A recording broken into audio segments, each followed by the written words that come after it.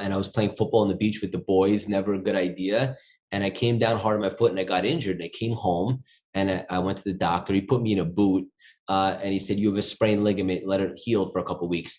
But here's the thing, I was training for the Chicago Marathon while this was happening. And I was speaking about it to the community and social media that I'm going to shock the world. I'm going to run Chicago. And so for the key word, I was using the word I, more of an ego standpoint. And I acknowledge that now.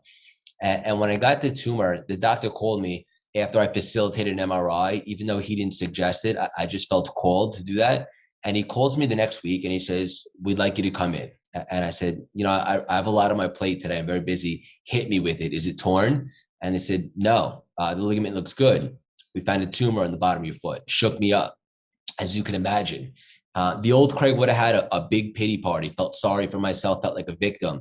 But I'm just a different person now. And I know that life happens for us, not to us. So although I didn't know why it was happening at the time, I knew there would be some really good lessons and that it would end up propelling me to something greater.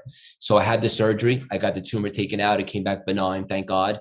I was on crutches, stitches, all that. And all during this time, it gave me an opportunity that I would not have taken otherwise to really start studying the quantum, the law of attraction, all this stuff. The truth of the matter is I had been skeptical about it for quite some time because it's a little woo-woo and it was beyond my senses.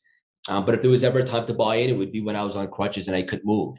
And so I started to go down the quantum. I went down the rabbit hole, pal. I mean, like the fact that we are a soul and a spirit having a human experience. We have unlimited potential, the power of intention, the law of attraction, surrender and flow, all this stuff. Just that we vibrate. We're like an energy. All of us are energy. Everything is energy and so forth.